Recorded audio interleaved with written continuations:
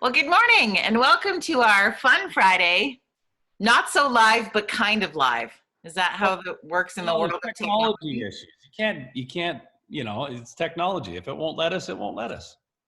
That's fine. There's not much you can do about it. The nice thing is we still have the ability to see each other's faces and have a coffee together, and then people can watch it later and go from there. Oh wait, Yeah, I got cool. this cup to send love to you and your family today. Oh, well, I got a And cup I with have a heart this. on it too. Look at that. Woo! Look at us with all the love. I have this because I wish it was summer. I like the pineapple the best, actually. It's pretty cool. Your Yeah. little I have a velvet flamingo one as well. So how's things in your world? Good. So I'm just outside of Barrie, Ontario, and we're on a farm out here, middle of nowhere. So the internet's a little spotty. So if I break up a bit, that's why.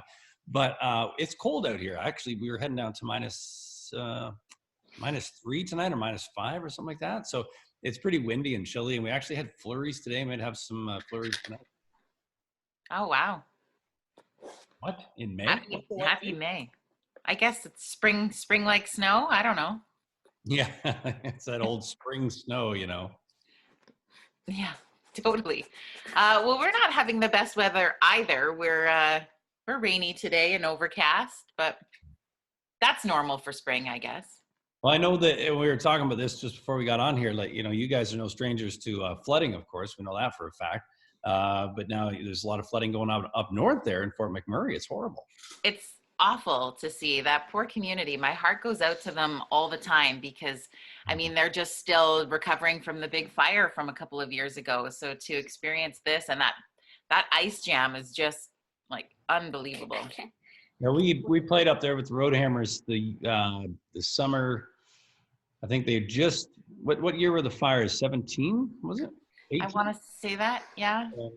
And so we played up that summer, and they were just getting them under control, I believe. And it was just amazing to see when we flew in. It was just amazing how much destruction happens with a forest fire. That's not a surprise, but flooding as well, and you guys know that all too well. And that's something that we dealt with in Nashville, I believe, in 09. So it was we got a taste of that as well, but it's just a nasty thing. So definitely thinking of our folks up in Grand Prairie, or Fort McMurray, for sure. Well, and just to add natural disaster on top of a worldwide pandemic is a little, I don't know if surreal would even be the right word. And I can only imagine, like, being on our emergency social services team in High River, we're preparing because we always prepare to be ready in case there's flooding that happens in our community again. And to reiterate, right now, things are looking fine, but we prepare for it. And with a pandemic on top of that, the preparation is so unbelievable, because if you did have to evacuate people, and like they have up north, and then you have to keep physical distancing and like the PPE equipment required, like it's crazy. So the challenges they're having up there are even more so. So Yeah, it makes today's job harder when being a firefighter or EMS or any first responder. I mean, it's hard to begin with when you got all that PPE on. It's restrictive, and you never know. You just never know. So yeah, hats off to any of those who are up there getting on the front lines. Caden says bye. We're obviously boring him already. Bored. He's like, I spent 20 minutes with you trying to make it go on live, and now I'm bored. Yeah. Yeah, that's fine. 11 years old, attention span is not the best. So No, but it's nice to. I was talking with a friend earlier today, and I was saying that you were coming on to be my Fun Friday guest today, and we were kind of reminiscing about that one time when you were going to come down to co-host the morning show with me, and I don't remember if your car broke or your truck had to get something fixed, and so you're like, I'm not going to make it, and then listeners of the station just came and picked you up and drove you to the station, and you had this sort of surreal, slight hitchhiking experience just to come co-host. Yeah, I don't recall her name, but she was wonderful. She showed up. She had a was it the Ford Lariat? It had all the stitching in it, or it was the Dodge, one or the other. But I remember it had all the ranch. Must have been the Ford King Ranch. I think her name was Tammy. Okay. Tammy, but if I'm wrong and you're watching, we apologize. you know, it's hard to keep all of the details in these things Yeah. anymore. I have a But hard time with just what happened today, but it was great. Yeah, it was like that's country people. It's like, you know what? Yeah, no problem. I'll come pick you up my truck. Literally, there you go. just you're like, okay. And I remember saying, I'm like, I don't totally know them, but I don't think they're axe murderers, so you should be fine. Got to take a chance now and then, you Okay. know. That was If we all were right. in the States, I don't know if we would have done that, but Well, it depends on what state. yeah, that's true. I mean, there's certain states maybe not, but no, it was great. And you know, anytime we get to hang around Alberta, it's just good farm folk. I was born in Ontario, and then when I was probably 3 or something, we moved out to Camrose, and I was out there until maybe 6 or 7. And my first memories are of Alberta. We were out in Edinburgh, Bashaw area, and I remember when I was out there, everybody wore cowboy boots and hats and all that. When I came back to Ontario to go to school, I couldn't figure out why the kids at school weren't wearing hats and boots. You know, it was a great place to you know, at least, you know, grow up for a little bit. And now we're out on a farm here in Ontario with our kids. My son's 11, my daughter's 13. So it's kind of, we're not farming the land, we rent it out, but it's farm life, you know. Yeah. And so it's a good way to grow up. Yeah, I like it. It's good. Do you have any animals or anything? Oh yeah, we've got 2 dogs. We got Buddy and Luna. Luna's about 4. Buddy's 2.5, 3, and they're boxer mixes. Oh, Luna's sleeping there. And we have a horse farm just beside us here. So my daughter rides horses over there, and we have a couple of pet muskrats. I was able to kill one, but we haven't got the other one yet. My pet muskrats are destroying our pond. My son, actually, he got the one muskrat. He nailed it. Yeah. He's got the 22, and I've got my 30-30, which is kind of overkill for hunting muskrat because it's a deer gun. But I mean, it's my gun. You got to do what you got to do, I guess. I got to do what I got to do. We probably don't want to bring up the latest gun control government conversation with you, or do we? Oh, I'm all for you know, reasonable gun control. I think it's great. Like, nobody needs a, you know, assault rifle. I don't think anybody needs a pistol and all this kind of stuff. I'm probably gonna get yelled at for that, but you know, there's nothing wrong. The thing about it is teaching gun respect and gun safety, and it's also a thing where if you're in downtown Toronto, your views on, and you grew up there in a condo, let's say, your gun control views may be one thing. And if you grew up in Alberta on a ranch, it's going to be a different thing. And there are different lifestyles, but I don't care where you live. If firearms are part of your life, they have to be taught as something to be respected. And they have to be taught not only something to be respected as far as the fact that they can shoot and hurt you, but the philosophy behind them has to be respected too. It's not just guns are cool. It's fun target practicing. That's a great time, and it's a wonderful thing to do. Gun ranges are great. All these things are wonderful if they're used in the right way. But with that comes a respect for the firearm and what the firearm represents too. Yeah, I don't disagree with you on there.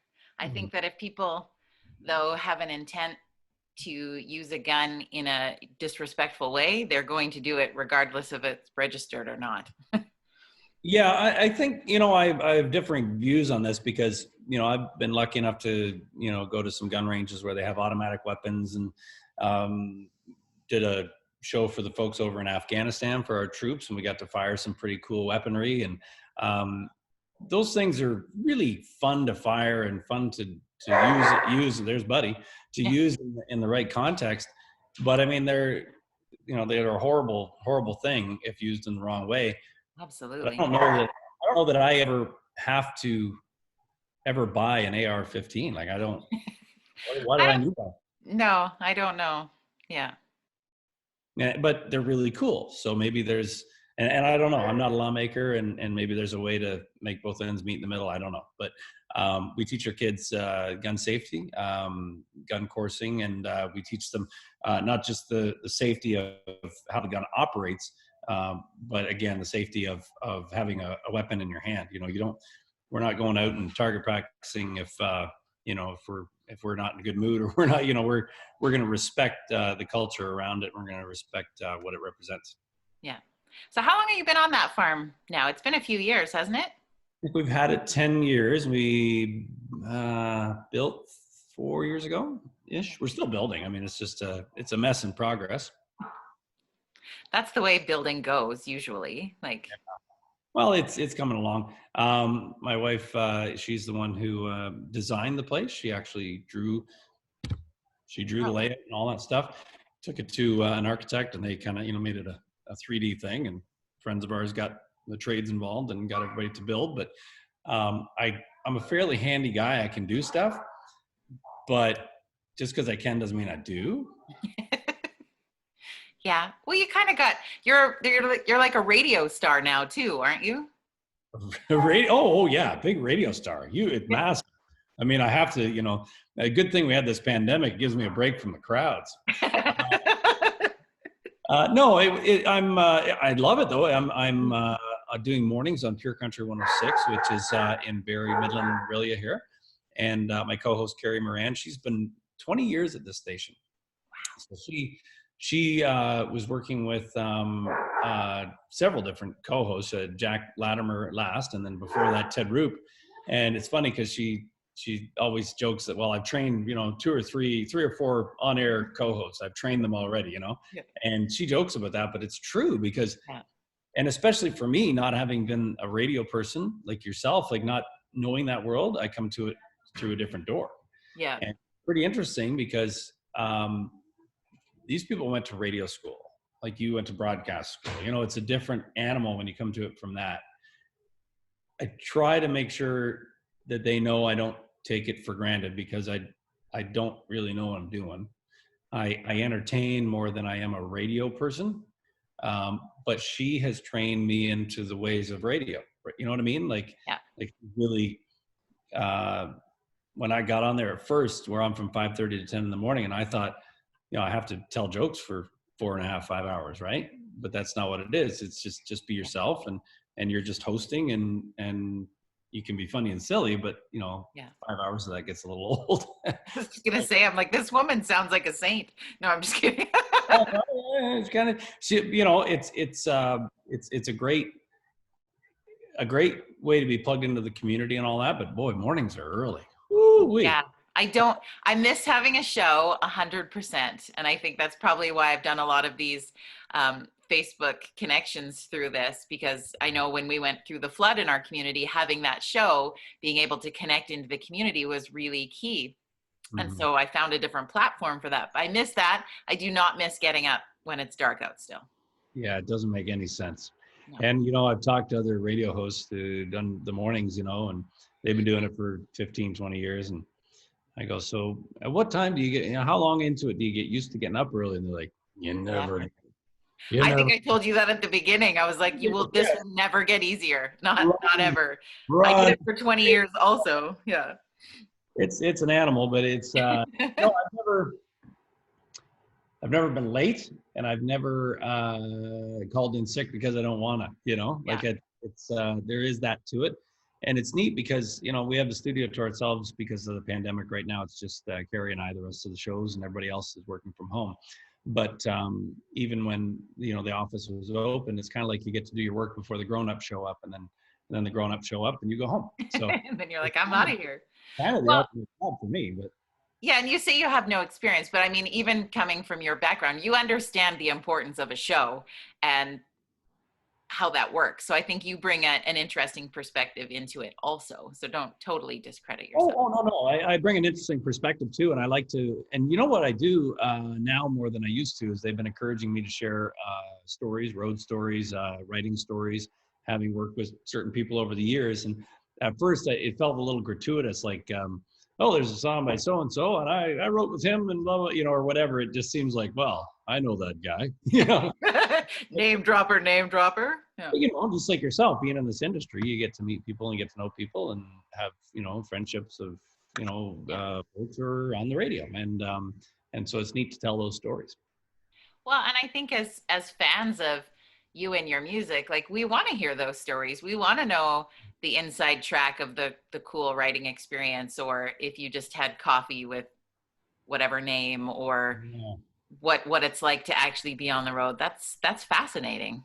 Well, yeah, it's kind of neat because there may be a story behind a song you hadn't heard, or sometimes there's stories behind songs that you think are, just made up. But it's sometimes I've been able to prove that those are real. Like Joe Diffie just passed away, and I'd worked with a lot of folks in his camp. There, he had a publishing company with his manager and producer Johnny Slate, and I used to write there all the time. So I know all the guys who wrote Pickup Man and all those big hits, And there's a story that Johnny Slate and Danny, I forget his last name, but there were two partners, and they wrote songs through the 70s. They had big hits like Blaze of Glory for Kenny Rogers and all this stuff.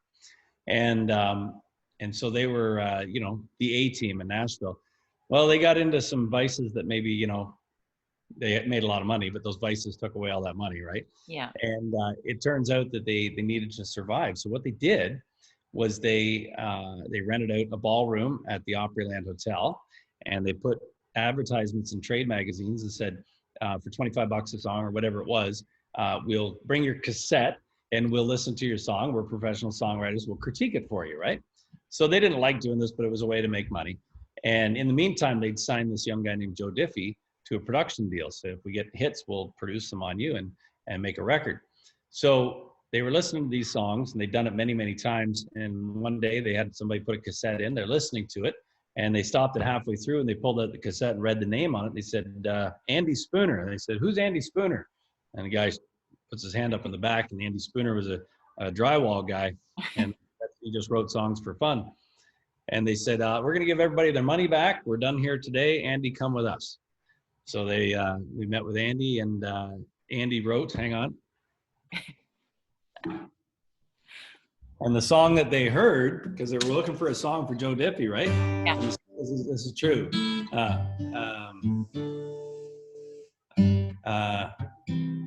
Home was a fishing pole and a muddy hole and a feel of a muddy road between my toes. And my footsteps carry me away, but in my mind, I'm always going home.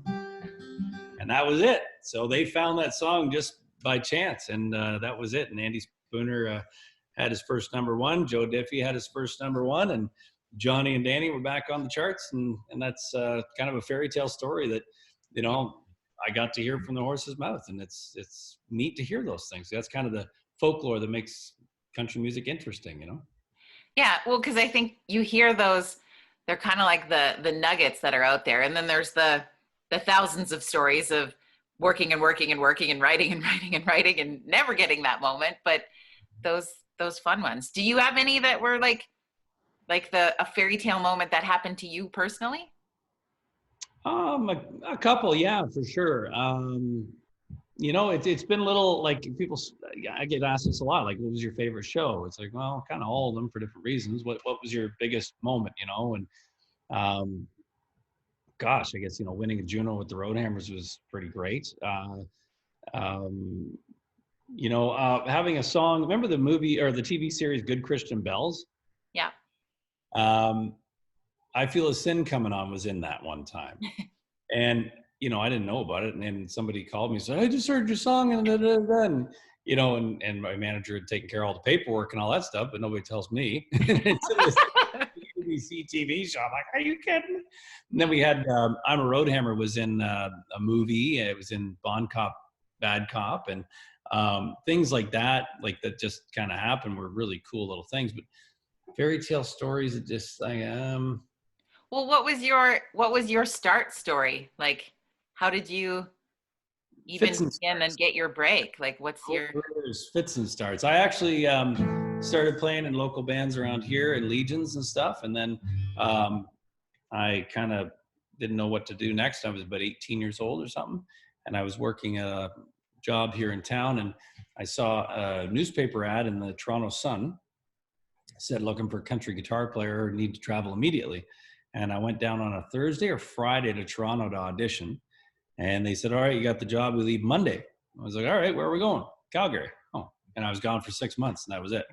And then I started, I was always writing songs. I'd recorded a little bit of the demos and stuff before that. And then when I was on the road with them, I recorded a few songs in Nashville. I hooked up with what turned out to be our Roadhammer producer as well, Scott Baggett, and wrote a few songs, put my own road band together and started playing clubs. And then met a guy named Ed Harris with MCA Records at the time. And Ed said, well, I can't really sign you, but I can put out a couple of your records. We'll send them out to radio. If they do well, then we'll maybe look at doing something. And so I think the song was Take It From Me, which went to This Used to Be Our Town, went to number 22 on the charts. And then they signed me, and we had a full record with them, and it was Born Again in Dixieland. And that was kind of the big springboard. Dixieland was one of those kind of like a fairy tale moment, because in the days before the internet, we were in Nashville. I think we had 3 days that we were recording, and you record your bed sessions, just your bass drums and your basic instruments. And I had sent them a bunch of demos of stuff I was going to record, and I got it approved, But then we were going in for a third day, and I didn't really know what we were going to record. I had a couple of ideas, but we had a slot for another song, I think. And so we were on a conference call that evening before in Nashville, and we were talking to the office in Toronto, and I was playing songs for them, and we were just sitting around a speakerphone, and I sang them Born Again in Dixieland, and I just had the first verse and a bit of the chorus, and I was kind of mush mouthing and kind of faking my way through. And they said, we love it, that's the one. And they said, is it done? And I'm like, yeah, of course it is. And lied. So we went in the next day, and I just faked my way through the second verse, and I kind of made up what the bridge would sound like, And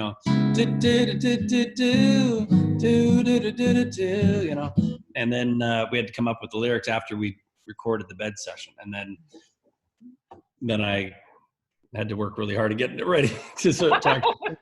So I wrote it with Nisha Sheridan, and Nisha wrote "Jerk," "You Jerk" for Kim Stockwood. Remember that song? Oh yeah. You jerk, you are such a jerk. Anyway. Yeah.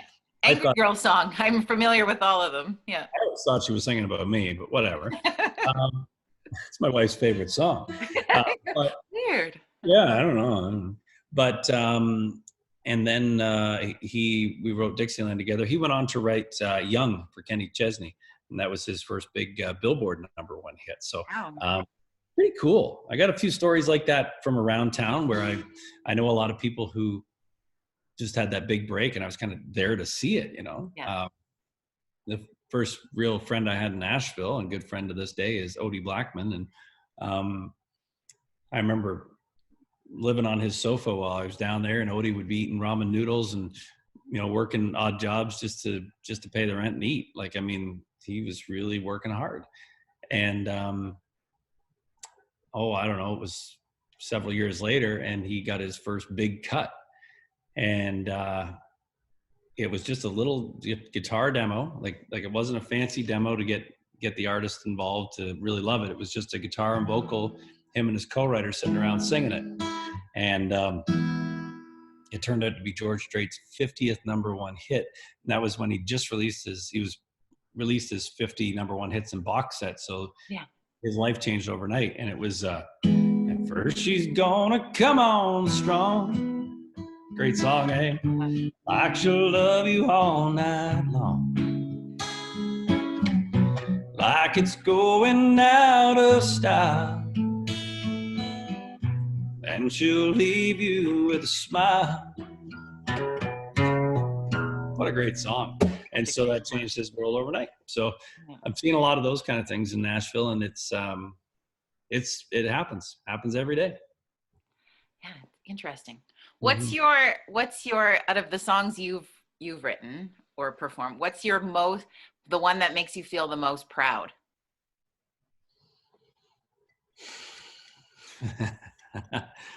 Well, different songs for different reasons. This will sound funny. Like you kind of think it's going to be a song like, something like "Bridge Over Troubled Waters" or something, but it's actually, I think the best song I ever wrote, I wrote with Chris of the Hammers, and it's "Haulin' Ass," because it's so, I think it's like, I like those clever Jerry Reed goofy ones, Yeah. Haulin' ass, I'm haulin'. It's just like, it's a 3-minute song, and it took us 2 minutes to write it. You know what I mean? Yeah. Like we just drank coffee and it just worked out. But I loved I still love Rocket Girl that Doc Walker recorded. I love Mud by the Hammers. I love that song. Is it just, I don't know, it just feels right. I like everything about it, the production and everything. I've got a new song called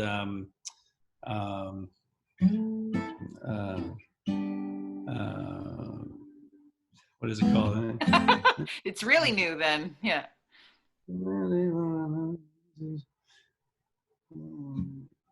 Oh, Closer and Close. Soul to Soul. I'm sorry. Holy smokes, that took a while to get there. But it's probably my favorite song to date. I really like it. Yeah. Would you play some of it for us? Does that put you too much on the Oh, spot? sure. I didn't Yeah, ask in advance, so. No. Let me see if I can remember it. Golden hair falls all around me like a mystical waterfall. Feel your body call and melt together like our candle shadows on the wall.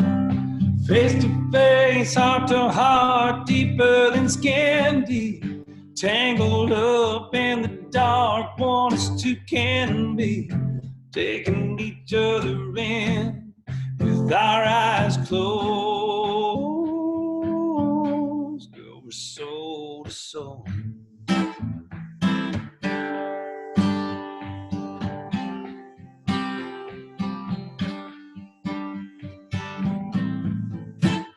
Never felt this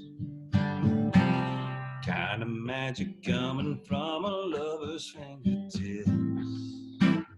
All I know is I can't wait for another kiss. Face to face, heart to heart, deeper than skin deep. Tangled up in the dark, one as two can be. Taking each other in with our eyes closed. Yeah, soul to soul, drinking just like whiskey. Breathe you in just like smoke. It's more than love and you're with me. Yeah, we're closer than close. Girl, we're soul to soul.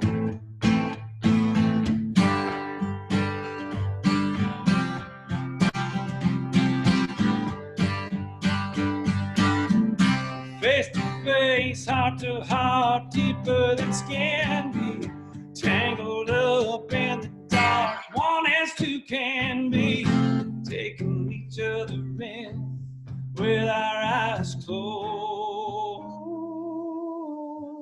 Girl, we're soul to soul.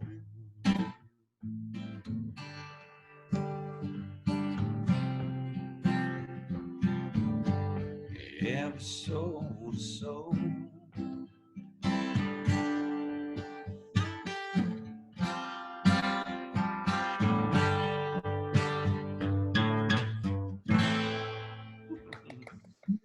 Ooh, a bit of a sexy song, huh? It is a sexy song. Yeah, actually, it's kind of odd because we're supposed to be social distancing. Soul to soul in your mind. Yeah. Yeah, totally. Yeah. A little baby making music for later.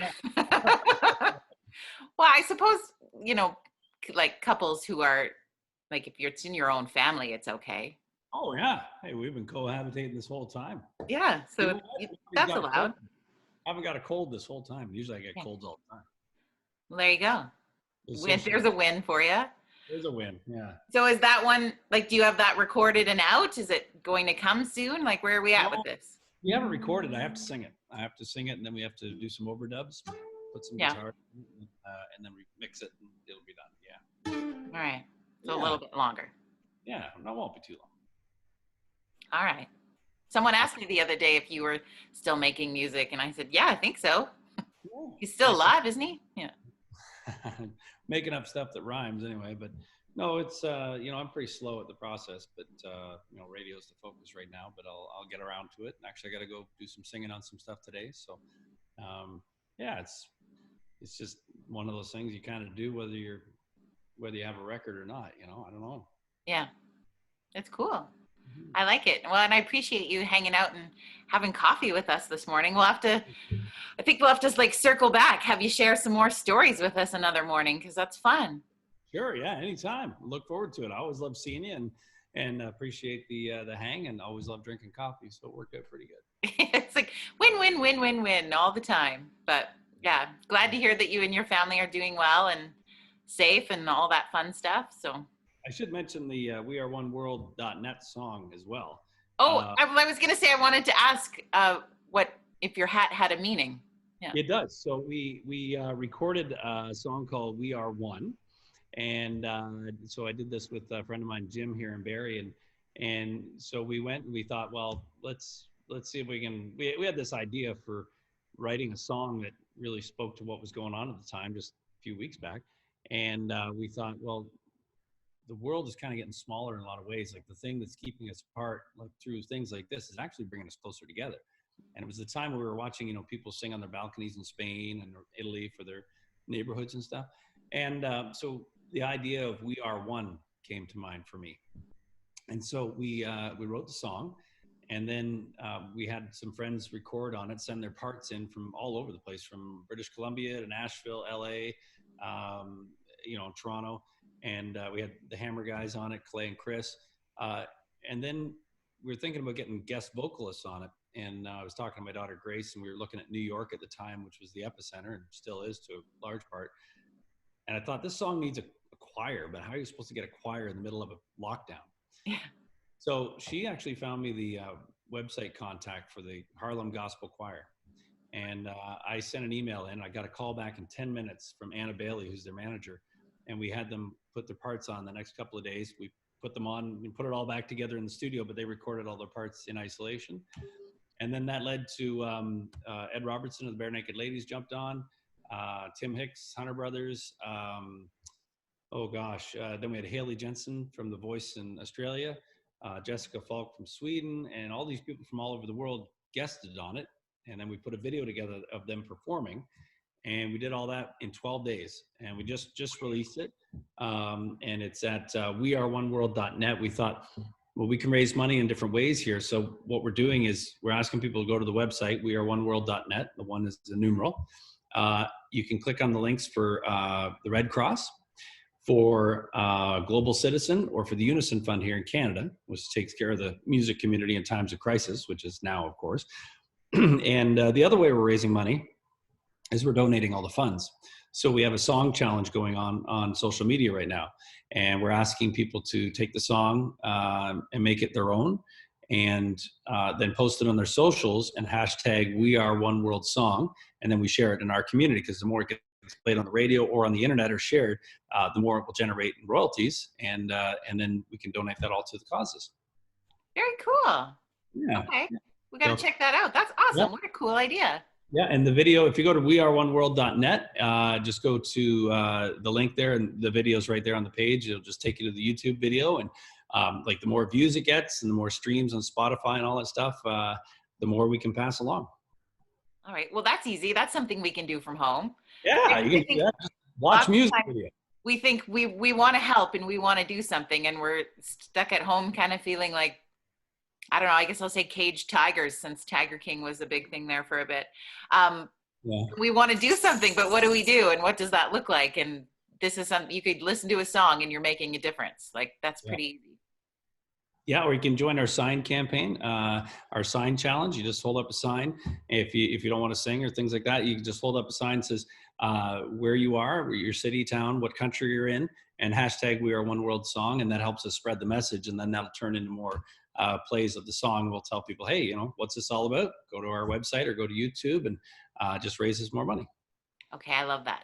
Now, I think I want to see like signs from like communities all over the country, but like High River, here's your time. Let's do this. High River, there's a challenge from me to you. Yeah. Well, thanks for helping us spread the word, and thank you very much for the coffee. Thanks for the hang. Yeah, thank you, and have a great day. And we're gonna check back in a little bit, maybe in a couple weeks or something, and see how things are going with the song and where you're at with that. Good stuff. Thank you very much. Cool. All right. Have an awesome day. You too.